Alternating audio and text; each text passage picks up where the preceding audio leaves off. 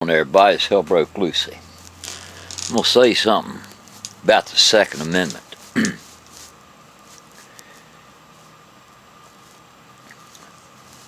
We are evolutionarily designed with mechanisms in our brain that as time passes prepare us for death. Death is imminent. We're all going to die.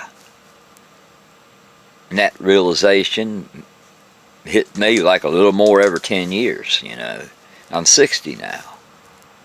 And if I'm fortunate I got 20 years left. That ain't a lot. And I want to speak of a situation that is so painful and private that I'm going to have to do it in the third person. I can't claim the right to use anyone's status or what they are to me. When you get the news that someone you love has been murdered, it rips you in a way that goes against all of your natural design. I can tell you for a fact that if you have a loved one that dies from the way of life that they choose to live, fast lane,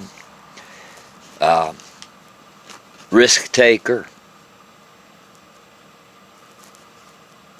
that feels different. It's sad. It is sad. You grieve. But that person lived the way they wanted to live. And they died that way. But when you get a phone call from 750 miles from home, from a family member, that another family member has had their head blown off, literally, it's a hell of a lot different, you sons of bitches. You lack compassion. Toss empathy. You don't even know what empathy means.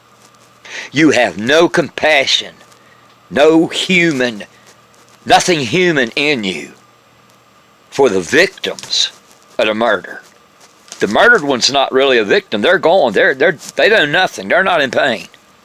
The survivors, the pain that you deal with from a murdered loved one is in a whole nother realm than the pain you deal with when someone dies naturally or because they were a mountain climber or did dangerous work logging.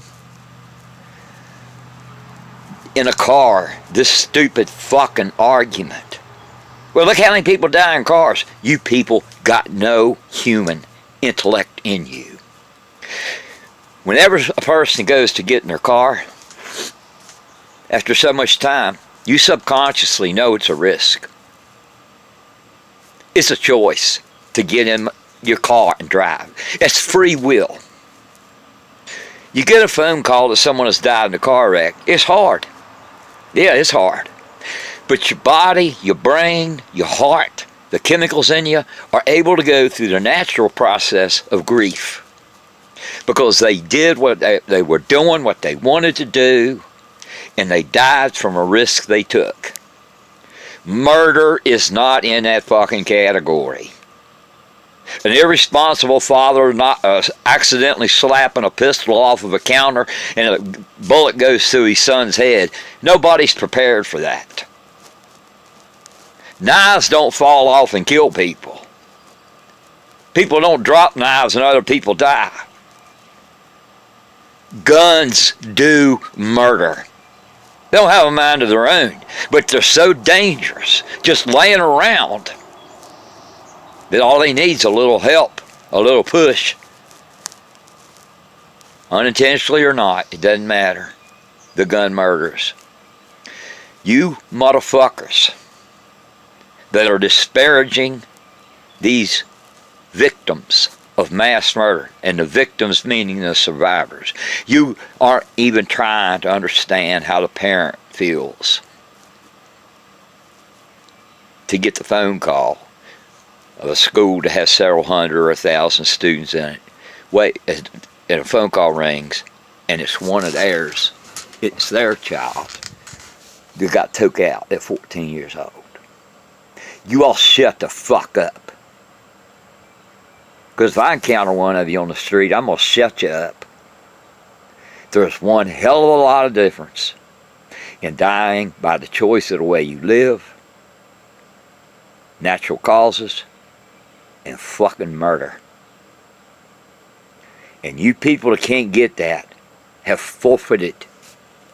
You have abused free speech. And I got this for you. And I got nothing but disgust for you. Nobody's trying to take the Second Amendment, you stupid bastards. How come we're the only fucking country in the world that has this problem? Shut the fuck up and leave the kids alone. They're doing a great job. Sandy Hook promise. Now this thing from Parkland. It's time for a change. And our kids are doing it. That's hell broke Lucy. With real life hard facts for you.